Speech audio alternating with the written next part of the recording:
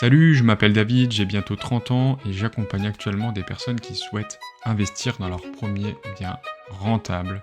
Et tout cela en moins de 3 mois. Il y a 3 ans, quand j'ai acheté mon premier bien immobilier, j'en ai un peu parlé à mes amis et ma famille.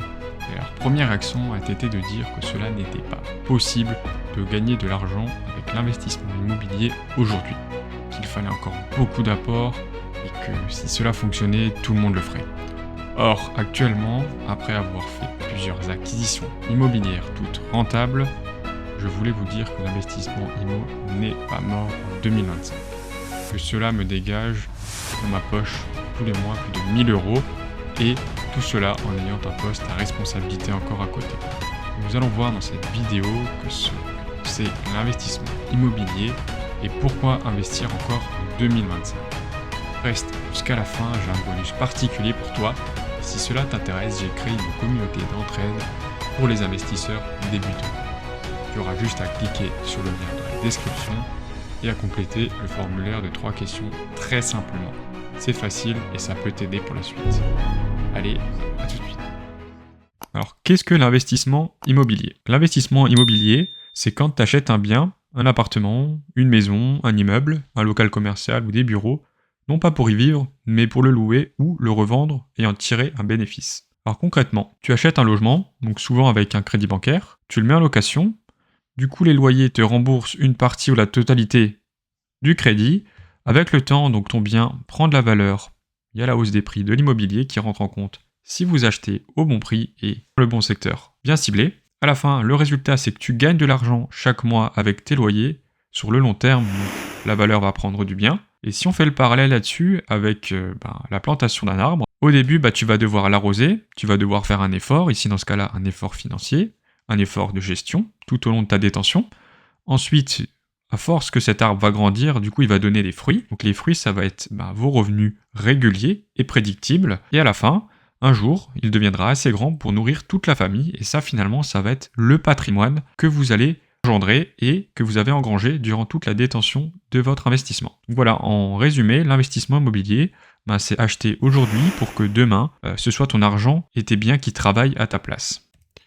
Les raisons structurelles, en fait aujourd'hui, il faut savoir que la demande locative reste persistante parce qu'en fait on aura toujours besoin de se loger. Aujourd'hui, il y a des programmes de construction qui sont de plus en plus compliqués, notamment sur la zéro artificialisation nette, à une échéance par exemple pour 2030. Ça vise à contraindre les constructions dans les zones urbanisées. Donc on ne viendra plus construire en limite d'urbanisation. Donc par exemple pour un village, si vous avez une zone définie comme urbanisable, cette zone-là ne sera plus extensible. Donc si vous avez un vignoble à côté ou différentes choses, une forêt ou différentes choses, on ne pourra plus raser les terrains ou raser les vignobles pour construire. Donc ça limitera forcément les constructions d'immeubles et acheter votre résidence principale. C'est des choses où on n'a pas forcément en tête ou sur un horizon assez lointain, mais il faut savoir que ça va se faire.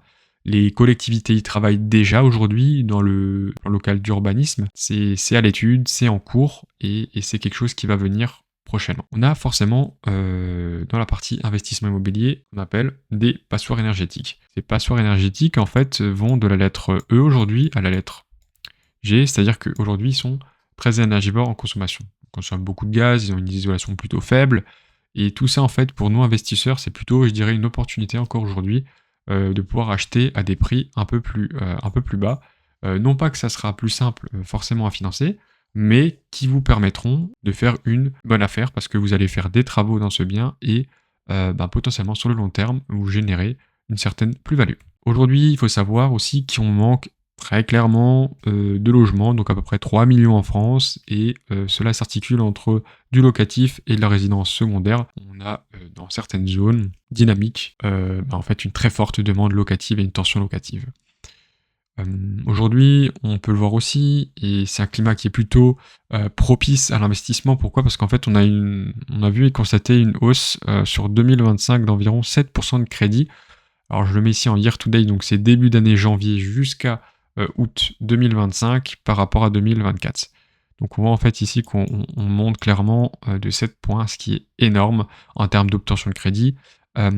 Et on voit aussi par rapport aux différentes études que l'accès du crédit est plus favorable et en fait, on a perdu globalement, quand on regarde 1% sur, de 2024 à 2025. Donc c'est quelque chose qui est très important à savoir, c'est un climat qui montre une certaine santé financière. La tendance à long terme aujourd'hui, c'est quelque chose aussi d'important dans ces raisons structurelles. Ça veut pas dire que qu'il faut le prendre comme argent comptant, mais disons que c'est une tendance qui vise à se répéter sur le long terme par rapport à un historique. Et aujourd'hui, en fait, l'immobilier prend de la valeur quand il est acheté dans une bonne zone géographique où il y a de la demande, où les quartiers sont plutôt sains, plutôt bons, des bonnes fréquentations. Voilà. Et en fait, c'est ce que je mets ici, c'est que l'immobilier sera toujours là pour nos enfants ou pour les personnes après nous. En tout cas, souvent, une maison dure bien plus de temps que nous sur l'échelle du temps. Donc, en termes de rentabilité, on va regarder ici les chiffres, par exemple, des cas concrets que je peux vous montrer. Voilà. Mais aujourd'hui, j'ai quelque chose que j'aime bien, c'est-à-dire qui résume beaucoup de choses, c'est que rien n'est facile, très clairement. Et ça, c'est important de savoir que dès que vous allez commencer, ce ne sera pas forcément simple, mais en tout cas, c'est possible de le faire. Je l'ai fait, beaucoup de gens le font. Il faut, pour ça, bien se faire accompagner, connaître le process d'acquisition de la façon la plus exhaustive possible, donc la plus détaillée possible, pour que vous n'oubliez un minimum de choses plutôt, et que vous limitiez la casse très clairement parce que ça peut vous coûter beaucoup d'argent sur cette partie d'investissement.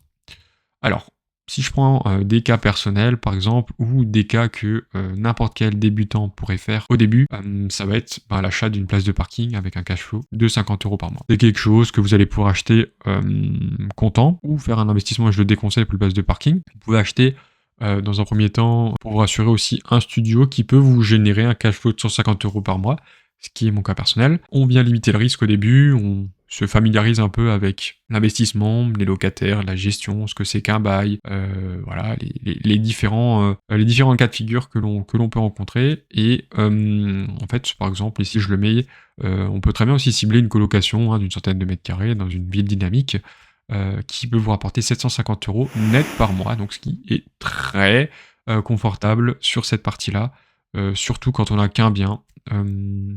Et forcément plusieurs locataires à gérer, mais qui arrondit très clairement les fins de mois. Pardon. Et finalement, l'investissement dans sa résidence principale, donc ça c'est mon cas personnel aujourd'hui, c'est du patrimonial, c'est de l'argent qui vient, on vient capitaliser pour une cause. Il y en a beaucoup qui vous diront que c'est pas intéressant d'investir dans la résidence principale, mais pour autant, de ce qu'on a déjà pu voir auparavant, c'est qu'en fait, ces résidences principales vont se raréfier dans le temps, vont prendre de la valeur, donc par rapport à la zéro artificialisation nette, donc que le gouvernement souhaite encore une fois mettre en place pour 2030, effectif très probablement après 2030, mais c'est toutes ces petites choses en fait qui vous disent que l'immobilier prendra encore de la valeur, donc si vous avez du terrain, s'il est bien placé, et encore une fois, c'est pas une certitude, mais c'est une tendance. Et en fait, tout simplement, pour ma part, cette résidence principale, en fait, elle me permet de me sentir aussi bien chez moi.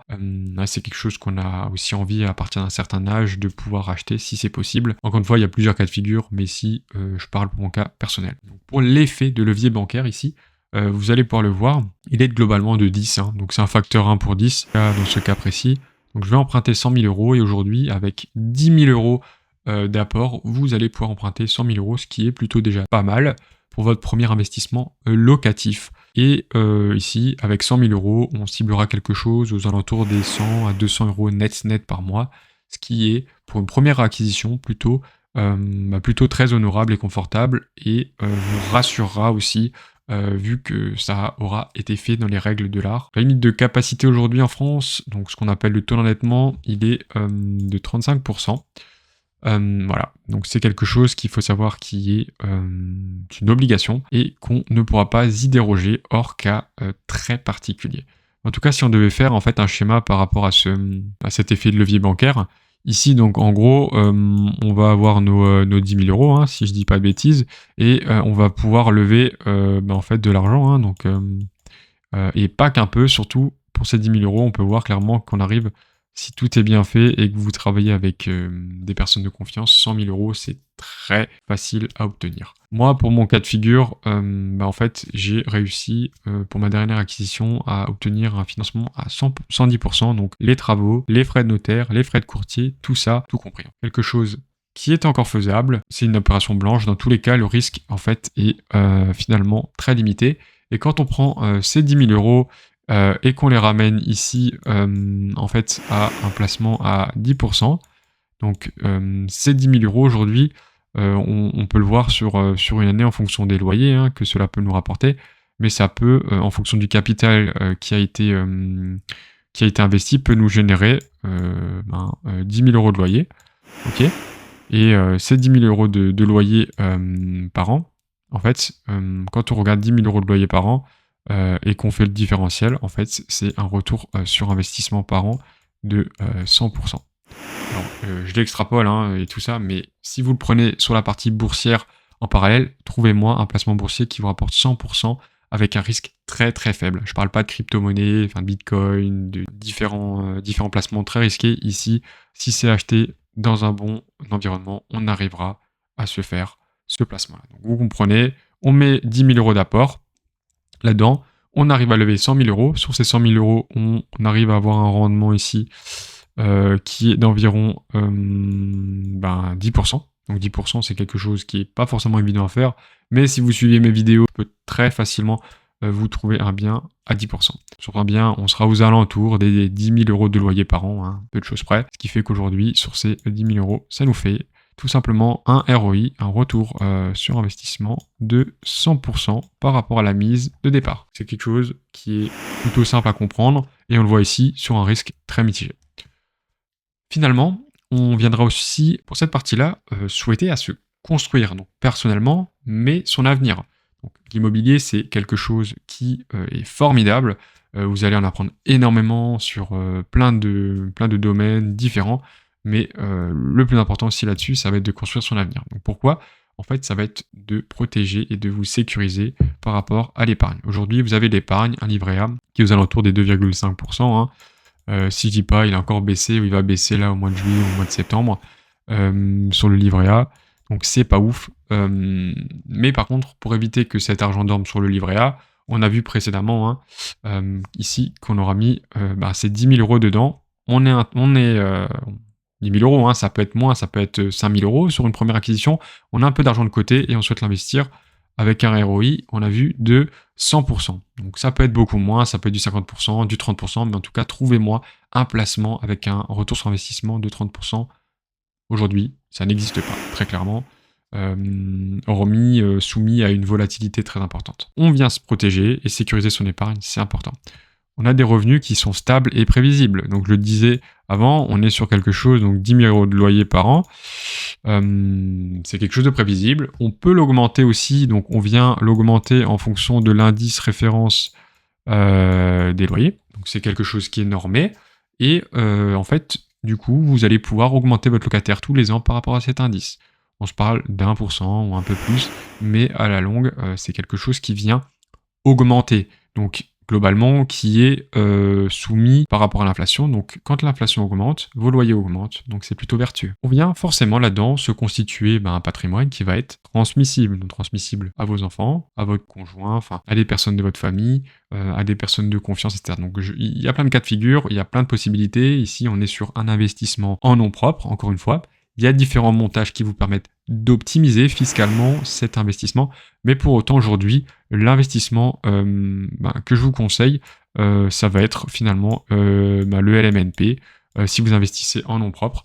Après, pour la constitution du patrimoine, c'est quelque chose de différent, mais c'est un régime qui reste encore très avantageux fiscalement, pour réduire cette imposition et vous générer du patrimoine. On ira aussi se dégager, et c'est l'objectif de tout ça, en tout cas pour ma part, des rentes, et ces rentes vont normalement vous permettre de gagner en liberté. Donc on dit souvent que le temps c'est de l'argent, c'est pas pour rien, c'est-à-dire que si vous avez de l'argent, vous pouvez à un moment donné peut-être passer sur un mi-temps, ou tout simplement à la fin, si vous avez énormément de patrimoine et un cash flow suffisant, quitter votre travail pour vivre de l'immobilier. Donc forcément ça générera différentes contraintes, il y a de la gestion, il y a plusieurs choses, mais en tout cas c'est quelque chose que des personnes font et qui est totalement possible si à un moment donné votre travail aujourd'hui ne vous satisfait plus. Je ne dis pas que ça va être facile, c'est très difficile aujourd'hui d'obtenir cette liberté financière, mais pour autant vous allez peut-être pouvoir gagner en flexibilité sur votre travail, ou alors tout simplement de garder votre travail si vous êtes bien et de vous offrir, j'en sais rien, des vacances, un peu plus de temps avec votre compagne. Enfin voilà, il y a différents moyens, mais en tout cas, c'est cette liberté qui est très importante. À la fin, on ira aussi se protéger de l'inflation. Donc cette inflation, elle est grandissante, hein, c'est quelque chose, on voit, on est à peu près à 1, 2, 3% par an, ça peut être même bien plus élevé qu'on a vu pendant le Covid sur du 6% ou quelque chose comme ça, donc c'est exceptionnel, mais en tout cas, on vient se protéger de l'inflation, on investit, et on a vu que du coup, par rapport à l'indice de référence des loyers, on est toujours plus ou moins indexé sur l'inflation. Donc ça c'est super, maintenant on passera à la conclusion. On a dit beaucoup de choses, et encore une fois, donc j'ai essayé de synthétiser tout ça, mais aujourd'hui l'immobilier c'est quoi? Donc on a vu que l'immobilier c'était acheter pour louer et générer des revenus réguliers, valorisés, à un actif tangible. Donc on dit souvent qu'on investit dans la pierre, c'est pas pour rien, c'est tangible, c'est palpable, c'est quelque chose qui va durer dans le temps. Les raisons structurelles, donc en fait, on voit qu'il y a de la demande locative qui est très forte. On a une offre limitée aussi, et des loyers qui sont, je dirais, stables, et plutôt même à la hausse. À la hausse par rapport à ces indices de référence des loyers. On a aussi quelque chose qui viendra en fait maximiser, ou du moins vous proposer une certaine rentabilité. On a parlé de retour sur investissement et de cash flow positif. Donc ici, on voit que pour un premier investissement, sur un achat à 100 000 € avec des travaux, on va pouvoir se dégager 150 € par mois de cash flow net. Première acquisition très intéressante, maîtrisée, pour découvrir ce process intelligemment. En effet, on verra aussi, et on a vu que le levier bancaire était une des choses les plus importantes, donc on injecte 10 000 € ou 5 000 €, et on a un retour d'investissement de 1 pour 10. Donc 10 000 €, on sera à peu près à 100 000 €, 5 000 €, 50 000 €. Encore une fois, on peut aller bien plus avec 5 000 €, voilà, c'est des ordres de grandeur. Pour exemple que j'ai encore, c'est sur une opération, j'ai financé, donc avec 15 000 € d'apport, j'ai pu lever 210 000 €. Donc on sait que c'est globalement variable, mais c'est un ordre d'idée du 1 pour 10 qu'il faut garder en tête. Et pour finir, en fait, c'est la construction de votre avenir, en fait, ça va être pour protéger votre épargne. On voit qu'on peut générer des revenus pour sa retraite, pour se dégager plus de temps, et transmettre son patrimoine à ses proches. Je pense que j'ai fait le tour sur cette vidéo pourquoi investir dans l'immobilier locatif aujourd'hui. Si vous avez des questions, n'hésitez pas à mettre un commentaire. Pour le bonus, aujourd'hui, donc j'offre pour les 3 premières personnes qui me contacteront dans les commentaires votre séance de coaching gratuit sur une étude de cas, donc comment cibler votre premier bien rentable. Et ici, ce sera personnalisé parce qu'on le fera en fonction de votre secteur géographique. J'espère que cette vidéo vous aura plu. Mettez un pouce bleu, commentez si vous avez des questions et on se retrouve sur la prochaine vidéo. Salut tout le monde!